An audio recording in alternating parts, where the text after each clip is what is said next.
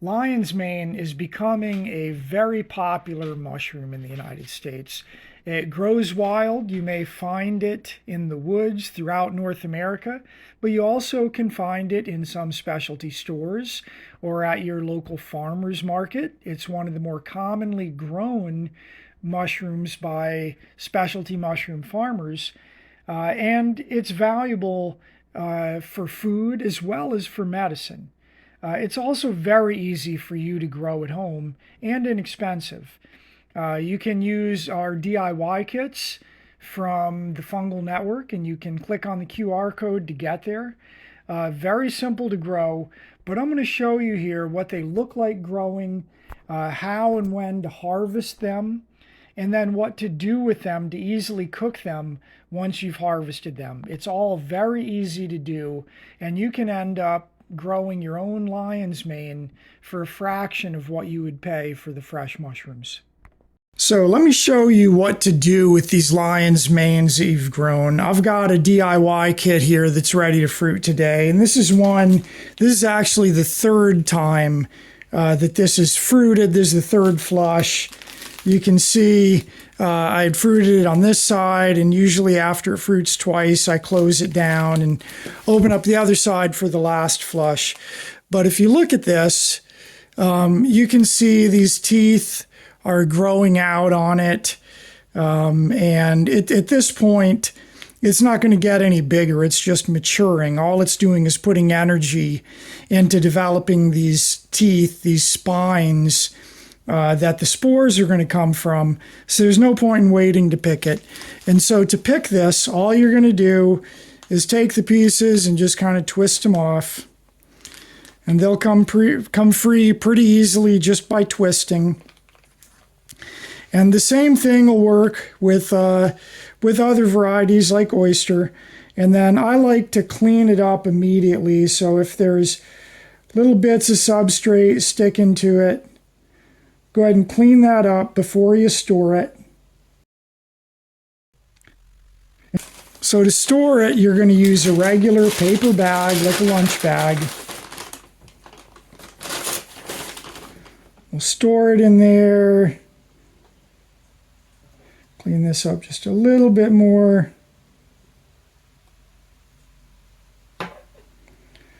Other than that, everything looks good. And so it goes in the lunch bag. I'm going to fold it down. It's important that you don't use plastic because that mushroom is mostly water. And anywhere it sits against plastic, you'll get a moist environment that's constant where it's pressed against that plastic. And any constant moist environment is a bacteria breeding ground. So when you get mushrooms at the store and they come in a container that has plastic over the top, and you notice that the mushrooms that are touching that plastic are kind of slimy, that sliminess is bacteria. That's when you're in a lab looking at a petri dish, the way you identify bacteria is that it's a slimy looking colony. So that's what that is. So it's important you store it in paper, and that'll let it kind of breathe, and it'll keep you from getting a wet environment set up.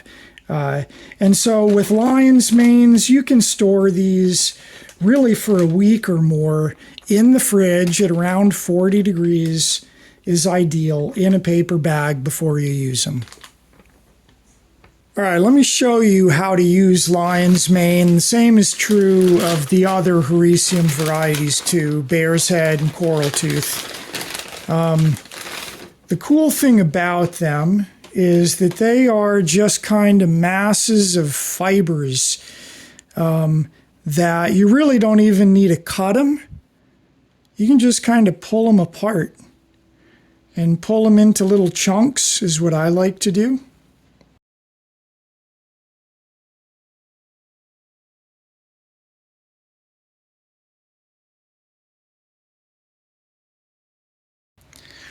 All right, I really like small chunks like this size. I don't want to get it too small because I want them to maintain a little bit of juiciness inside. but I want lots of exposed outside area so that I can cook it for a good long time and let it start kind of crisping up on the edges, but still have a little bit of juiciness in the inner parts. And this is where Lion's Mane and the other Haricium varieties really shine, in my opinion, is when you cook them a good long time, get them browned up and crispy on the outside. Now, the famous recipes for Lion's Mane involve using it as a substitute for crab or lobster meat. But just as a general mushroom addition to other dishes, it does great. And the key with this, as with any mushrooms, is sauteing it in a good, hot, dry pan. You're not going to put any oil, anything else in initially. Just hot, dry pan, let it release its water, let that water evaporate, and after that, you can add some oil, some butter. I usually like to do something like salt and pepper, garlic, hot sauce a little bit. And a good other way to do that is, instead of using a pan, if you have a rice cooker, they will usually have a saute setting on them. And that's my favorite way to do them, is just toss them in that rice cooker on the saute setting and let it do the work to get these mushrooms cooked up nicely while I'm cooking whatever I'm going to add them into. All right, I've got the pan set on the stove and heated up to just over medium. And I'm going to go ahead and add this now. And we should see within a couple minutes they should start getting hot and the cell walls will start breaking down. They'll release water into that pan.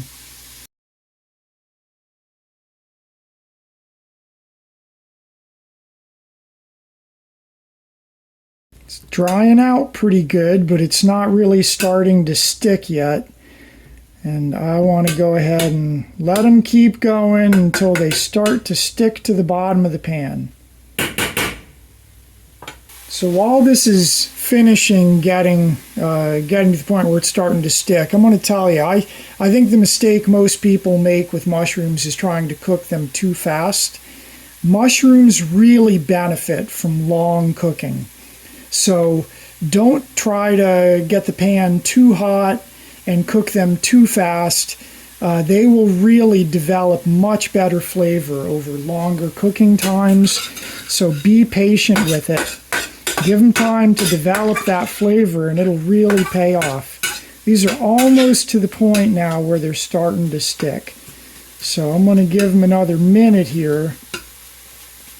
And then we'll be ready to add that butter.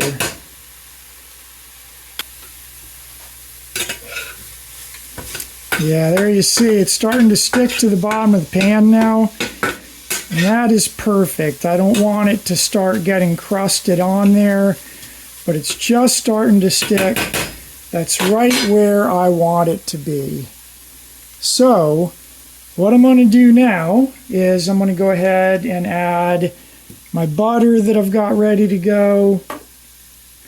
And I'm going to add some salt and pepper. And I'm going to add my homemade apricot habanero hot sauce that I love with mushrooms.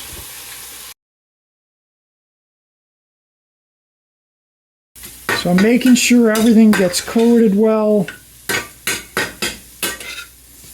And really it's now just a matter of continuing to cook until I like the amount of doneness on the edges. And they cook up pretty quickly once you've cooked all the water out of them. This last part will go pretty fast. You can see they're already starting to brown up really nicely.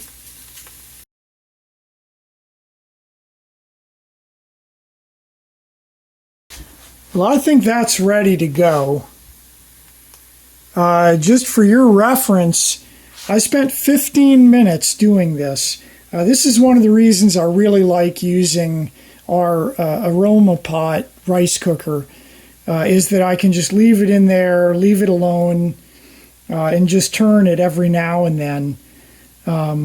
But I like to take my time to do this. We'll go ahead and pull these out now.